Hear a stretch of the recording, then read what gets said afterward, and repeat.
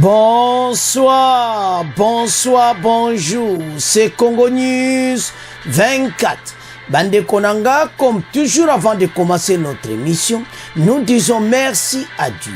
Nous disons merci à nos chers abonnés et téléspectateurs qui nous suivent partout dans le monde et en RDC. Bande Konanga, soyez les bienvenus. À la une, chers téléspectateurs, on va commencer cette émission Bandeko de félicitations des USA, Russie, le Canada sur l'élection de Fachi.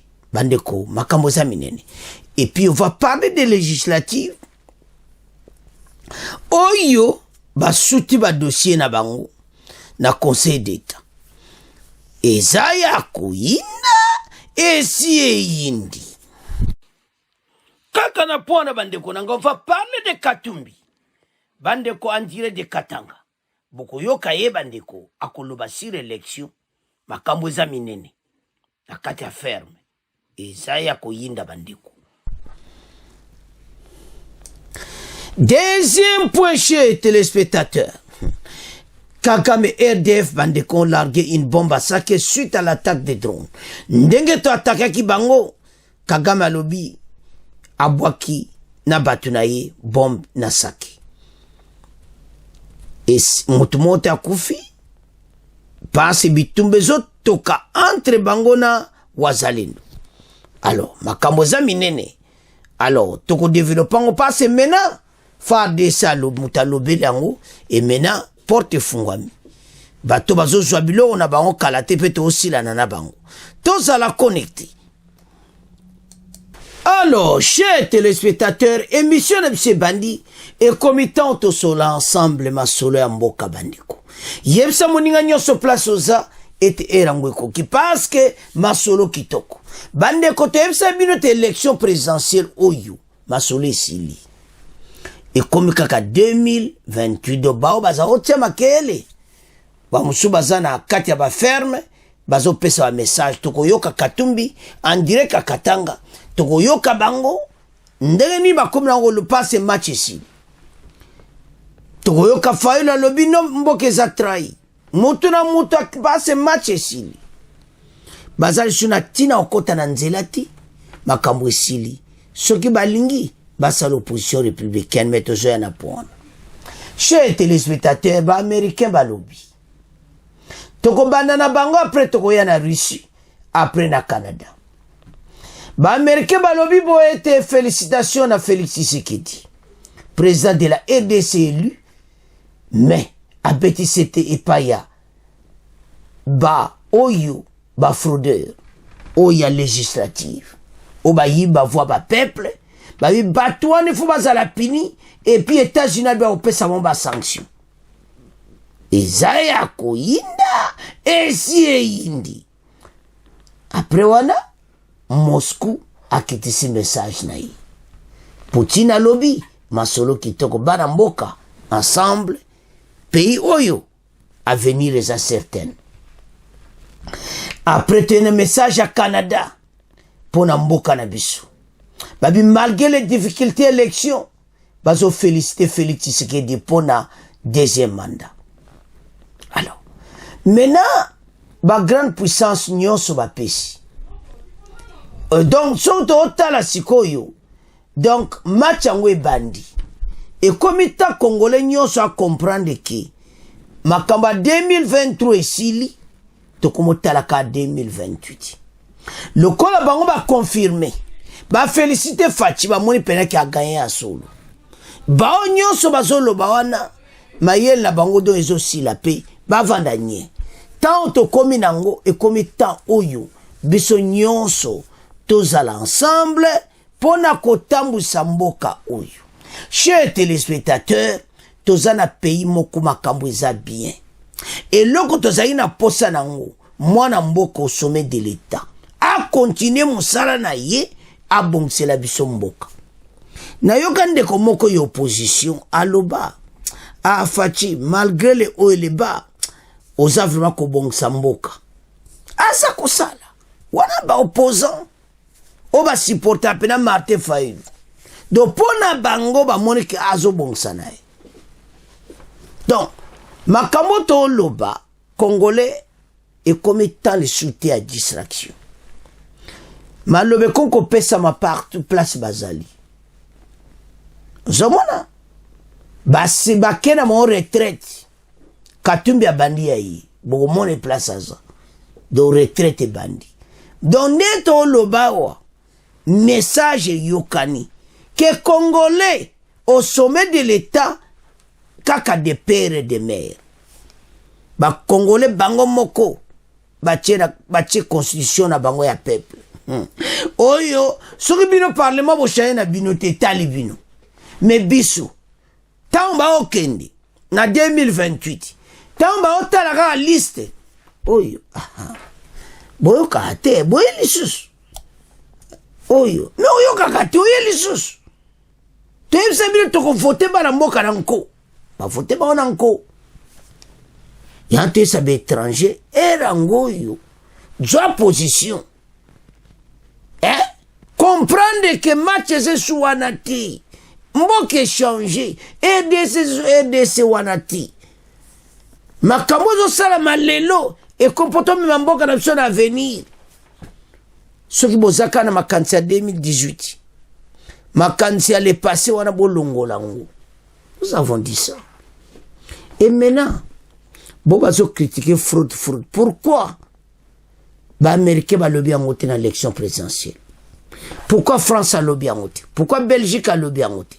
Pourquoi ba grande puissance nyonso ba pesi félicitations ba lobby té que l'élection présidentielle les acquis na fraude? Parce que la législative parce qu'il y a des preuves. Mais tozo comprendre bino, tozo comprendre Martin Fayulu, tozo comprendre Katumbi. Ete ndenge match beta maki bino bokansa ibokoleka na kati ya masolo mais eza bongote. On n'achète pas les voix. Congolais tangazo kende ayebi keno voter des pères et des mères. Et puis mon kondamboka rappelé boyebi numéro bokene numéro 20. Azo kepena numéro 20. Yo yele numéro 3 o yele numéro 21 o boy bako voter na bangote balimba voter des pères et des mères mais lo tonto lo beza moko ke mena bo chango na sima mokongo mais lo to senga ezala te na motema bo fungula mitema bato opposition nyonso sans exception eza tina utanga bakombote bo fungula motema to tamusa mboka o toza na pays moko toza na nyonso. Mais l'on est en abysso. L'amour du prochain. Ce pays en a des ressources énormes que beaucoup de pays en ont besoin. Mais nous en avons. Dans la RDC, parmi ma puissance militaire, dans le monde, sur 143, vous comprenez les places phares des SAS. Bon, on dit maté. Mais toujours un point souka. Donc, besoin que mboka ont changé. Position tozanango et sa position de force.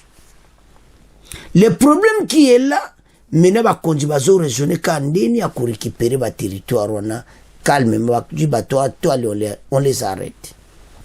Mais toujours un deuxième point. Alors, maintenant, Fachi Pena, le quoi ma grande puissance surtout m'a félicité.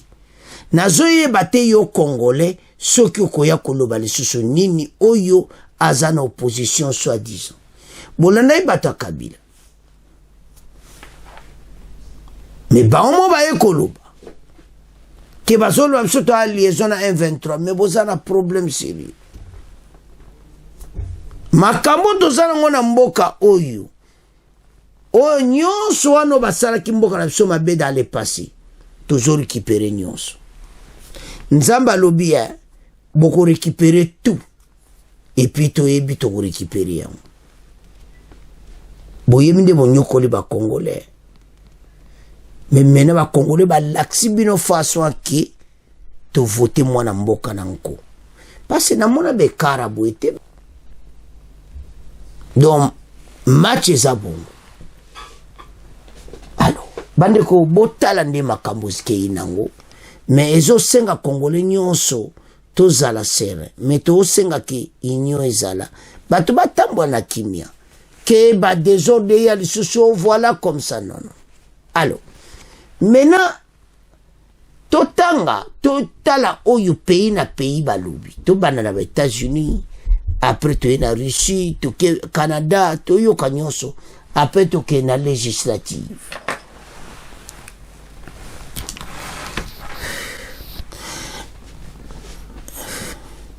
Bandeko ba message ya félicitations ezaka kuya États-Unis, Russie, Canada.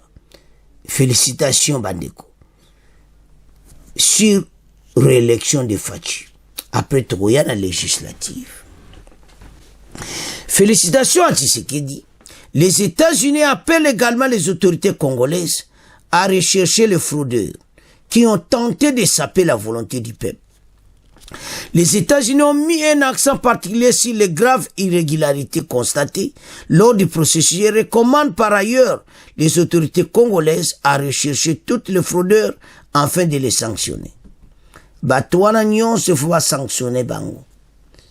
Kaka RDCT, baojana ba sanction américaine de bazawana. Parce que nous comprenons bango, les États-Unis ont raison. Soko te bango waki ba ancien ministre bango nyonso bakoza sanctionner na ndenga mukiti. Sobo ba parler na États-Unis ba kanga ba parler na bino. Alors, masolo e bandiawa e bimi li banda siko bazo kanga bino. Comment yo mutozana mbongo? Ozana posa munene na mboka. Oliko sala propagande normale ozoliko kene ko fraude. Le Conseil d'État se déclare incompétent pour statuer les requêtes des candidats invalidés par la CENI. Conseil d'État le bibisoté. Ba rejeté. Mais toujours y en a point na poto le baron na muzindo. Toke na deuxième déclaration. Message à Poutine. Vladimir Poutine a présenté ce jeudi 11 janvier dans un message au chef de l'État de la République démocratique du Congo, Félix Tshisekedi, le vœu après sa réélection à la tête du pays. Poutine souhaite que tout le vœu de son homologue se réalise, que tout ce qui a été prévu se réalise et que des personnes proches et aimantes et camarades fidèles et des amis soient à vos côtés, a écrit le président Poutine, rapporté par l'agence congolaise de presse. Et Zaya Koinda, et si indi, oh quelle bonne chance à souhaiter Bissou. Nyon se réalisé. Mboka oye bonga. Et de ce bon nyon se va tchaki Bissou moutouema mabe, ba comme un problème. Toké na Canada. Le gouvernement du Canada félicite le président Félix Tshisekedi Tshilombo pour sa réélection ainsi que le peuple de la République démocratique du Congo pour la tenue d'élections pacifiques malgré les difficultés rencontrées.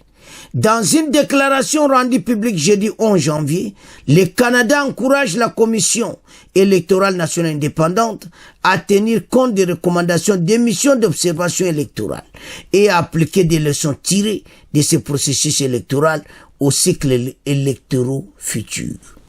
Canada masolo kitoko ba féliciter mukonza mboka me balobi boy. Berer nyonso esalama kina élection oyo bozwango botia na application pona ba élection ezakuya. Ozomona conseil kitoko. Alors, en voyant tout ceci, batu moko baya oh biso boy. Oh, biso za problème boy. Tabo vanda. Alors, tome na ko développer ngo bongo après toya na conseil d'état na katumbi boyo ka katumbi. Je l'ai dit au sommaire, les États-Unis félicitent le président Félix-Antoine Tshisekedi pour sa réélection à un second mandat à la tête de la République démocratique du Congo. Dans un communiqué parvenu à Radio Okapi ce vendredi 12 janvier, les États-Unis exhortent vivement les autorités congolaises à entamer un réexamen approfondi du processus électoral, à enquêter et à tenir responsables ceux qui ont tenté de saper la volonté du peuple. D'autres détails avec vous, Paul Matendo. Selon ce communiqué, la tâche importante qui consiste à renforcer la cohésion nationale après les élections exige du leadership, de la responsabilité et de l'inclusivité à tous les niveaux. Malheureusement, comme l'ont fait remarquer les missions d'observation nationale et internationale, l'insécurité, des problèmes logistiques et des lacunes dans la préparation ont entraîné des retards et créé des obstacles importants au vote le jour des élections, regrette la même source avant de poursuivre. Chez beaucoup de gens, les incidents de fraude et de corruption ont suscité des doutes quant à l'intégrité des résultats. Dans le même registre, le gouvernement du Canada félicite le président Félix-Antoine Tshisekedi pour sa réélection ainsi que le peuple congolais pour la tenue d'élections pacifiques malgré les difficultés rencontrées. Dans une déclaration rendue publique ce jeudi 11 janvier, le Canada encourage la CENI à tenir compte des recommandations des missions d'observation électorale et à appliquer les leçons tirées de ces processus électoral aux cycles électoraux futurs.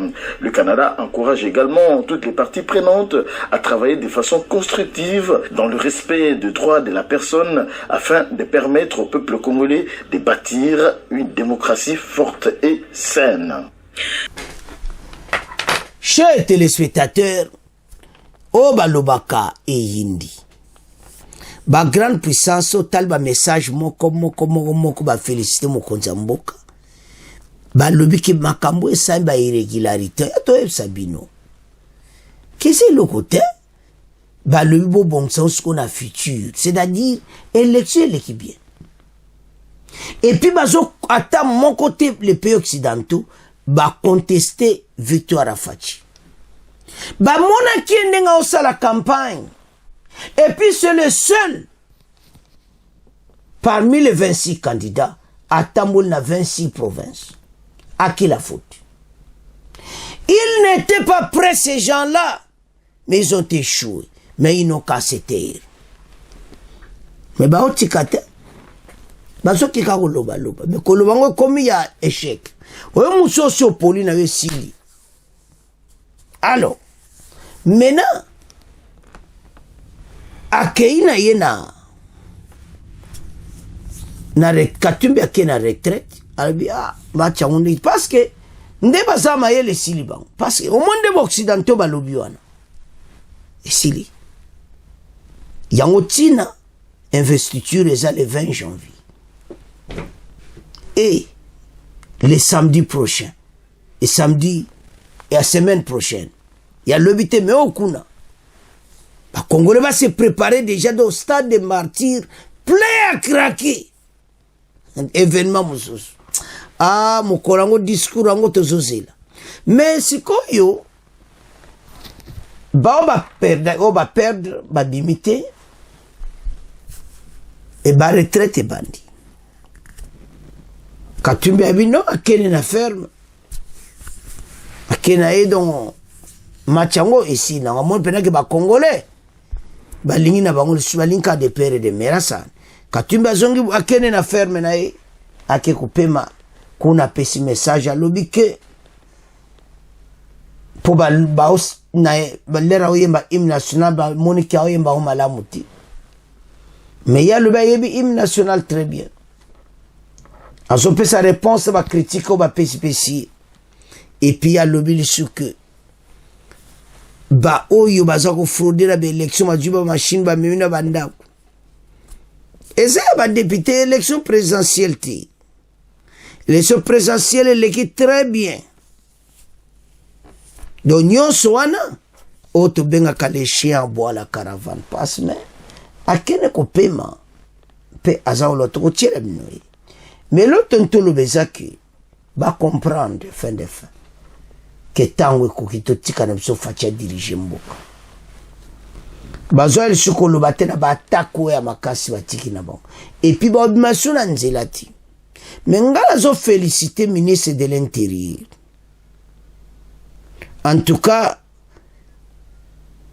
Peter Kazadi wumela asolo kitoko po bande kotala aza penando asali boulot kitoko a permettre mutena nzela atie police ne sika na bango ba comprendre musala wana azo sala boulot ba mombondo wana bozomona kwa mutu bakangi bango ebele kende na chaîne na aide Congo basango kene koyoka do bandundu oyo kaka kwa mutu kuna do bazo sasa bango mais kende na chaîne na biso mususu oyoka. Alors to continue et l'autre ntolo ba wezani ezake na boyo mbasa bare kuro biso boyo boy bango tu bavandinye. C'est la force ministre de l'intérieur batie sécurité na mboka mutu mota bima na nzela tia mobulu. Alors voilà na cadre wana sikoyo tala macha ndengeza. Alors sikoyo totanga makambo ndenge pite kaza de succès bato tout to yoko eleki na législative et puis to yoka Katumbi en personne. Le Conseil d'État se déclare incompétent pour statuer sur les requêtes des candidats invalidés à l'objet que bateau makambo qui est na cour constitutionnelle. Donc ndenge bazan passe à comprendre pourquoi bake kuna kofunda bake injustice et tout ça, bon porter ma plainte et tout ça, tout balobi moi ba recevoir en wezati. Donc bazan la compétence nangote eza ya cour constitutionnelle. Le monde sikoyo place bateau yo nazo yebati bakanjo na ba machine bakanjo na muyibi me olinka ko kesu ko funda na Conseil d'État yo kasi ba ko jambo na bombe ba obangati Conseil d'État pe nguko bango c'est l'erreur comme voilà boena boeba ba rétab non ba longoli bino et puis bazolo ba kendenge pite kaza da longoli bango bazo discuter na. Alors bande ko makambo za minene et puis kaka na bango nde bazawana bakomo yo kasoni pense que neti gouverneur ex-gouverneur passe bakomba ex ngobila azo zalozare. Alors bansingi bango nyonso bato tout mawatro des invalidés makambo comme na niveau bena Conseil d'État était bateau maso na bango esidi. Alors la fin de Katumbi na kata Katango na bangombe retraite à Katumbi yangwana boko yoka endinga koluba to yoka Katumbi bon après toi avance. On a pour dire que vous ne savez pas chanter l'hymne national, c'est ce que Jean-Pierre Bemba a dit. Vous savez, je ne sais pas chanter l'hymne national comme un perroquet. Je chante l'hymne national avec dignité parce que je comprends l'hymne national. Si on comprend bien ce qu'on chante et si on peut passer aussi à l'action, l'hymne national ne nous envoie pas prendre les armes et tuer les autres Congolais. Je chante l'hymne national et je pratique notre hymne national. Je suis un homme d'action et je ne prendrai jamais des armes dans ma vie. Voilà, si on comprend ce que dit notre hymne national, on n'aurait pas des élections chaotiques, la fraude, avec des machines à tricher qu'on a vu un peu partout. Ça, c'est l'hymne national. Chanter comme un perroquet, je ne chanterai jamais l'hymne national comme un perroquet. Donc, Katumbi Penako, oyo kaka na kati ya nani na ferme na e na bangombe na e donc amoni pe ke match ici na ngona kena ngai na côté na kenanga kopema de retraite o donc à comprendre que match en bana mboka oyo babona ba ko voter. Alors parce amoni pe na que élection c'est solo ndeni ba ko féliciter Fatibwe donc c'est fini. Et là donc mon bateau nyonso faut pas comprendre. Makele sila parce que oyo ezolaksa clairement que tout est terminé. Donc il n'y aura plus rien. Et ça la Martin Fayulu va comprendre yango. Et que ça la bango bien parce que au lieu to yenga kaka boy non. C'est fini. Masolo est commis Fayulu Katumbi Bozela 2028. Donc, et s'il mais Fayulu le qui va trahir Moka Nandenge Bazako féliciter Fachi donc. Makambo ezatala tant tozako et ata moko etangama ki fallait ka makambo ele kaboyi. Histoire to bosana yango. pays na biso ke liboso parce que ezaki mawa. Alors bana mboka tout développer. Alors bande ko tolanda mwa extrait oyo ya élection ndenge legande ba français bazo discuter na ba congolais toyokana no yango ba congolais baza ko benga na émission et puis tolanda yango et puis après tout développer ensemble. Parler de ce sujet, mais bon, faut qu'on avance. Qu'attendez-vous maintenant du président réélu? Il doit prêter serment le 20 janvier. Quelles doivent être ses priorités maintenant?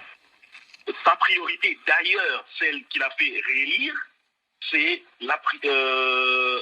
disons l'importance avec laquelle il aborde la question à l'est de la République avec le M23 sous couvert du Rwanda. C'est que son challenger n'a pas pu décrier pendant la campagne. Alors les attentes pour y arriver, nous voulons qu'il continue sur cette même lancée jusqu'à mettre fin à ce mouvement insurrectionnel à l'est de la République. Et bien sûr, nous avons le social de la population et toutes ces choses que nous attendons. La situation sécuritaire, priorité numéro 1 selon vous, Isaac. Andy, vous êtes à Kinshasa, bonjour. Oui, bonjour René, bonjour à tous les auditeurs de la radio du monde. Alors, vous meilleur surtout Madame Nathalie Amar. Ah, Nathalie Amar, qu'on salue, elle doit nous écouter, elle est déjà en week-end, et Nathalie qu'on retrouve évidemment avec plaisir dans la matinale de RFI dès lundi. Andy, vous comme beaucoup de Congolais, vous attendez avec impatience les résultats des élections législatives? Oui, tout à fait. On attend, il y a un communiqué qui circule qui dit que les résultats auront lieu aujourd'hui. Oui. Donc, je suis vraiment impatient. D'ailleurs, je me demande pourquoi ça a pris autant de temps. Pourquoi on s'est précipité pour publier les résultats de l'élection présidentielle et pour faire attendre pour l'élection législative. Et vous avez une explication ou pas, Andy? Non, jusque-là, en tout cas, il n'y a pas une explication claire. Puisque nous savons qu'on a retrouvé des irrégularités pour l'élection législative. Oui, vous disiez, il y a beaucoup de bruit autour de vous, Andy. Vous disiez attendre avec impatience et surtout inquiétude les résultats. Pourquoi de l'inquiétude? De l'inquiétude parce que nous savons déjà que la famille politique et du régime en place va écraser cette élection législative. Ça, nous le savons, ça c'était des conditionnels. Et on a comme l'impression qu'on a organisé des élections protocolaires. Les vainqueurs étaient déjà annoncés d'avance, quoi. Donc nous sommes allés à ces élections pour nous faire occuper. Bon, donc d'avance, vous contestez les résultats qui n'ont pas encore été proclamés, si je comprends bien. En tout cas, on va suivre de très près tout au long de la journée ce qui se passe du côté de la commission électorale. Connaîtra-t-on ce vendredi les résultats des élections législatives? Vous aurez la réponse évidemment en restant fidèle à RFI. Et lundi, eh bien, on en parlera. Soit vous commenterez les résultats, soit on tentera de comprendre pourquoi.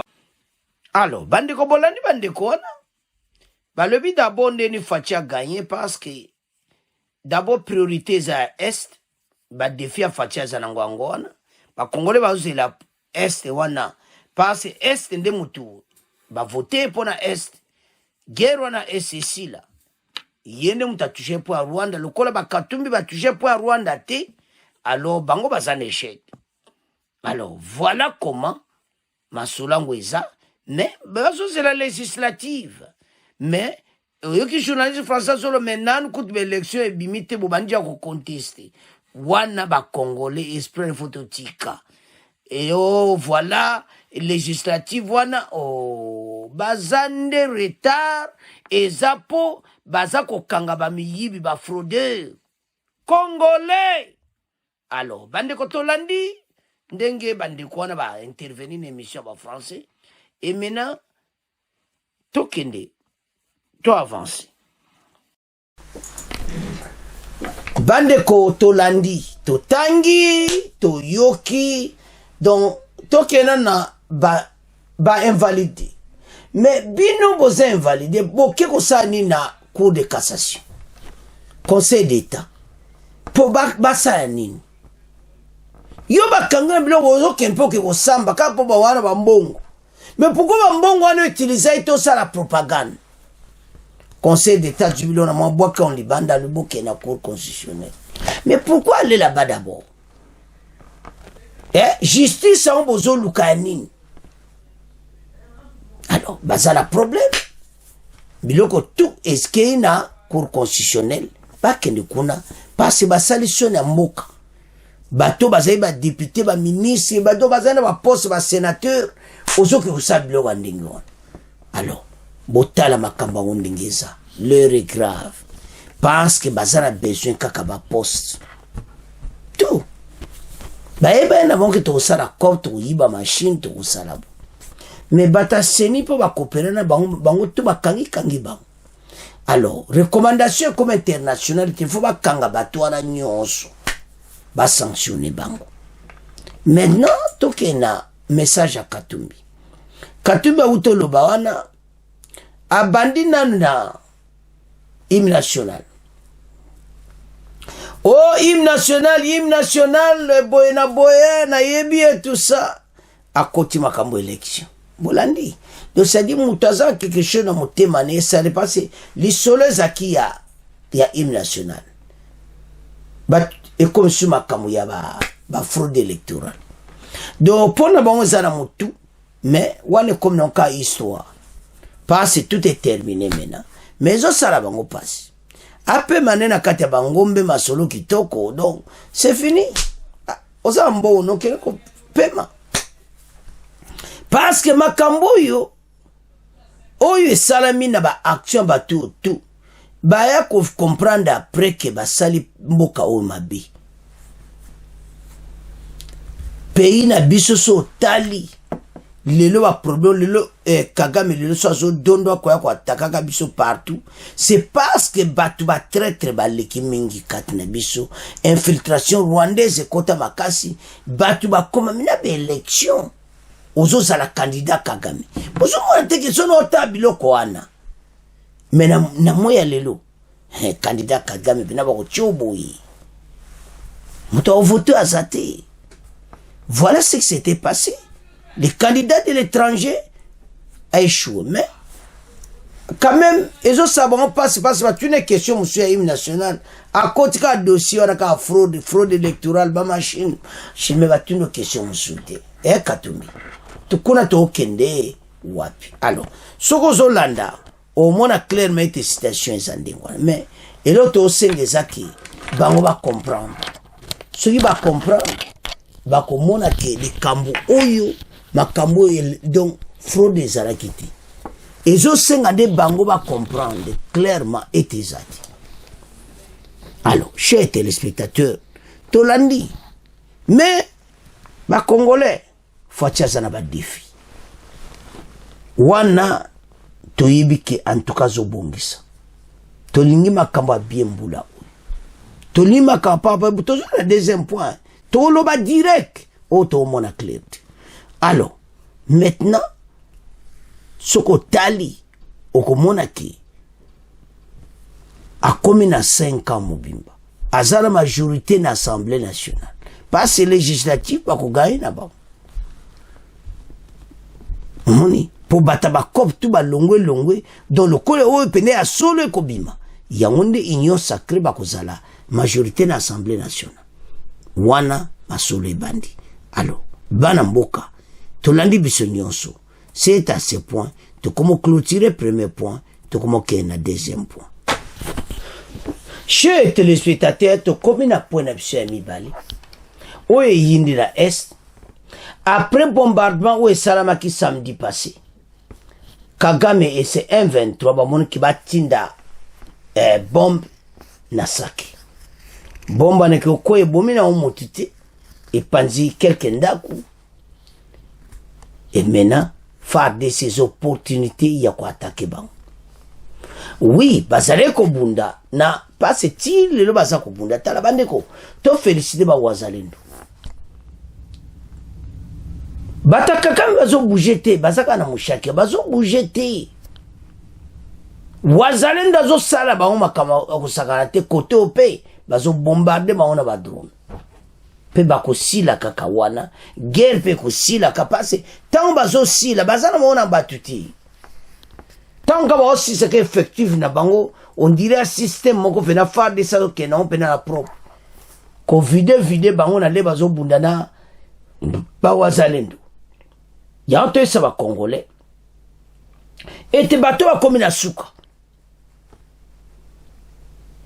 basoda na biso FARDC pena pemi na ye bawazalendo baza pena kobunda pasi likambo moko eza wana oyo tozozela sadeka se prononce na lobiti me makambo so ezosalama tozomona makambo kosanga te bandeko guerre kosila ka dans le silence boye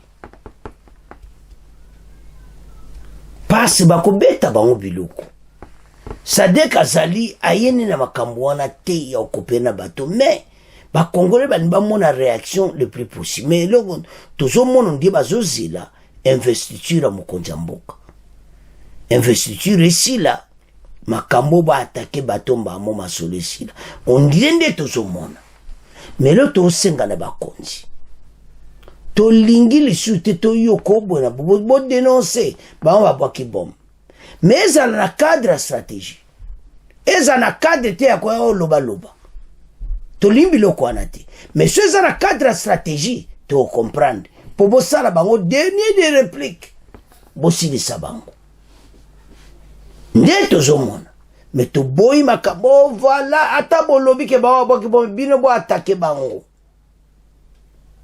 mais jusque là les wazalendo baza kobunda FARDC bazomo sol bazobunda te kaka biloko ya likolo ezobeta bango mpona kosilisa bango bazonga pasi bazoyoka te on dirait que stratégie moko boye eza wana soit disant que tozopekisa avance na bango mais biso osenga boatake bango bandeko armée tom ekompena likolo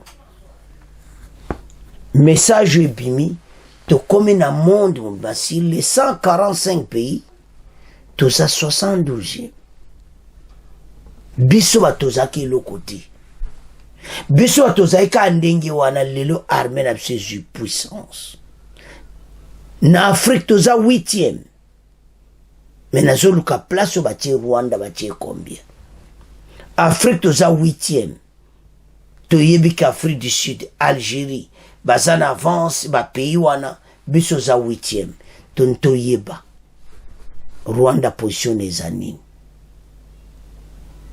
bozomona teke toza kokende na vitesse Rwanda kanisaki kende ya zwaki aide baméricain avansaki biso tozoya na vitesse de croisière la montée en puissance de FARDC ba arme ezaka kosomba mafachi aza na décision parce que alobaki ete Kagame M23 no ezala ya suka mais chose qui n'est pas eza facilité soto otala tata utosigné ba contrat na ba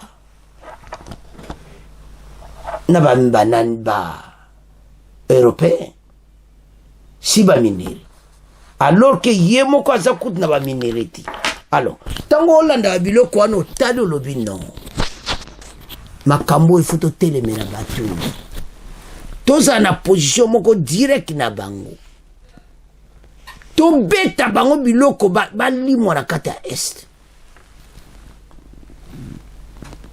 donc na pays africain peut compter 1, 2, 3, 4, 5, 6, 7, 8 biso 8e donc na Afrique wana toza parmi armée mune na mikolo koya tout va changer avec cette montée en puissance il faut changer parce que toza grand pays il faut tozala d'abord force na kati ya Afrique mais na ndenge facha za réélu tokomona makambo kosalama alors bandeko guerre à l'est ezoke na direction mosusu ndenge tozomona makambo nde esama toesama kama cantonnement ekosalama te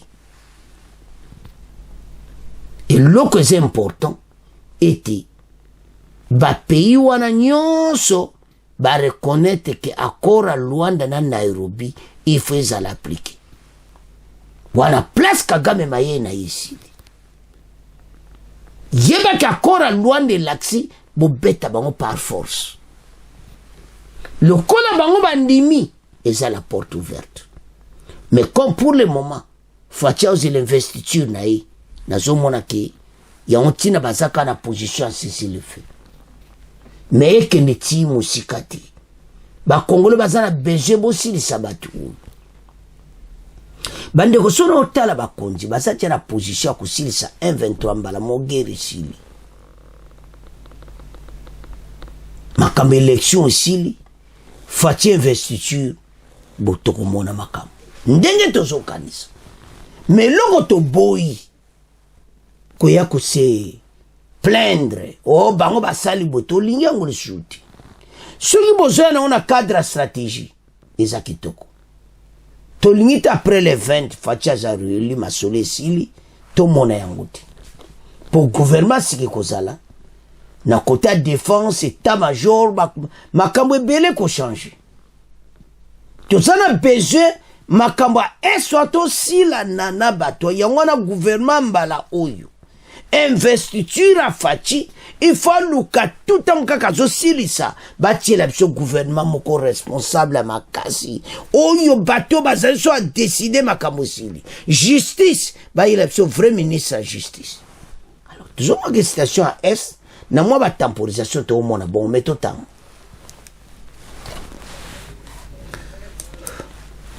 Kagame RD-123 ont largué une bombe à Sake suite à l'attaque des drones. Les terroristes I-23 ont largué une bombe l'après-midi de vendredi 12 janvier sur la cité de Sake située près de la ville de Goma, au nord Kivu. Selon les sources militaires sur place, l'explosion n'a pas causé de dégâts humains. Cependant, les éclats lors de l'explosion ont touché quelques maisons d'habitation et ont été endommagées par la suite. L'armée précise qu'elle attaque certaines positions des terroristes situées à Machaki et à Karuba. Alors, maintenant, armée pena sikoyo les opportunités nde nazomona eza stratégique makambo oyo. Le quoi on a cessé les faits bon basali boy donc faire des ce qu'il faut attaquer bon. Donc tokoyoka lobby samedi. Ba drone mati likolo. Makambo za minene. La force terrestre à faire de ces bango bazanasi. La République démocratique du Congo est classée 73e pays, 645 pays de puissance militaire.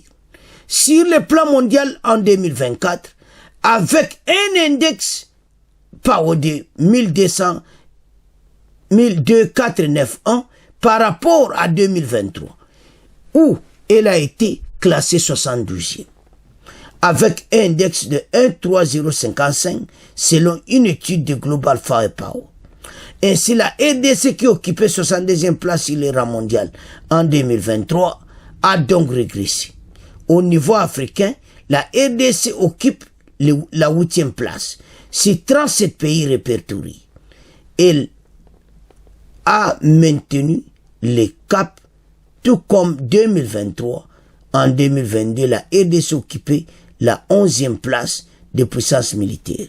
Na 2022, tozaki 11e et maintenant comme 8e sur les 37 pays répertoriés na Afrique. Ba pays bazana biloko a moto. Biso toza 8e na Afrique. Na monde reculé na 72 et c'est 73. Alors, le président Rwanda yebela eti. On l'occupe à problème. Cette situation est à la base d'une panique. Ndengo boake lokoana et maintenant il faut maintenant l'armée précise qu'elle attaque certaines positions de terroristes situées à Mushaki et Karuba. Maintenant l'armée a quoi attaquer ba. Et Zaya ko yinda et si yindi. Maintenant ça que biloko moto menezo quitte la bango parce que bango ba lukiya. Et maintenant l'armée précise qu'elle attaque certaines positions de terroristes situées à Mushaki et à Karuba. Bazana chouette. Guillaume Kaika Lobiango, pendant quoi attaquer bateau, et puis toujours sila na bango. Alors, attaque à drone, ezako mata, et puis bateau bazako sila. L'air est grave. Kaka mena bateau na bako vivre yango. Et puis, bako yoka, pe bako sa sou makambo yuti. Parce que trop, c'est trop. Il faut aussi la nana bango. Et puis, bateau tout. Bazala kopanzana. Chers téléspectateurs, ce pays, nabiso, et ça n'a pas puissance moko énorme. Alors, bateau oyo bango baluki, mais n'a pas ko vivre yango. bakoyoka biloko ya moto pene kokitela bango. Alors parce que bango baluki eza na cadre ya stratégie yango na baye koloba bango moko lokola ba BBC cesser les faits. Donc maintenant baza na problème parce que bo BBC cesser les faits et maintenant il faut biloko ya moto ekitela bino boyamba yango penza et puis botika oyo boza kosala bandeko dossier oya est toza na position de force et pas na bande koleka bango nde baza wana pe bayebi ke bakomi na suka. Mais nous allons vaincre cette guerre et l'autre osenga ba congolais biso nyonso ensemble derrière FARDC derrière Wazalendo bendele koyati tonyata masolo to bengana batu oyo et puis ba mwana le souté. Alors avançons to développer masolo pour ba drone baloyo tozo kene pena ko nyata bango parce ba mutu ba bambi bom ba mutu ba luki. Avançons. Chers téléspectateurs, que ça na cadre stratégie ba ekoloba pour kaleza ki ba lobby kaka ba salaction te même balo pena ba lobby ki baza ko attaquer bango lo kwa bango ba tindi bom toza ko attaquer bango. Mena Mushaki ba bombe ko ya bango pe ba ko yoka biloko na bango. On va finir avec ces Rwandais qui nous menacent. Alors la position ya armée na biso bazo travailler na ba stratégie parce que boyebi ke makambo zo le caption na ba terroriste oyo. Et ça complot international. Et maintenant tellement que révissé fati ba stratégie leki makasi bato bazé sur na choité ba komo lo bakaki en tout cas accord à Luanda et comment ça l'applique. Ba lo baki c'est le fait. Mais bango ba beti bilo faire des services ko toza ko attaquer Mushaki. Wan les plus proches, il faut que l'on la bango côté wana nyonso. Et maintenant ba ko vivre. Yante ça va congolais que tout élément. Pays na biso, tout ça na nyonso. Tout lo baka bien pour na mboka na yo. Koza lokola te ben civique mo bo le kana réseaux sociaux, ozo critiquer armée na yo. Ozandingini. Nous avons qu'une seule armée. Olinga facho lingete, nous avons une seule armée. Il faut linga armée wana. Olo amalamu pona bango. Mais moi na mutu pa et ça marre. Mais toi avance. Mais le temps le bezaboui. Que FARDC a travaillé dans la stratégie. Ba uti ko ganga ke ba on bati di bombo. Il a que biso to sa revanche. Tato beta ba on biloko. Mais tout ça n'a pas été facile ça bango. Et l'on des Congolais nous sont tous na bazo zelanini. Biso pesi de boze l'investiture fachi. Bozo zelanini.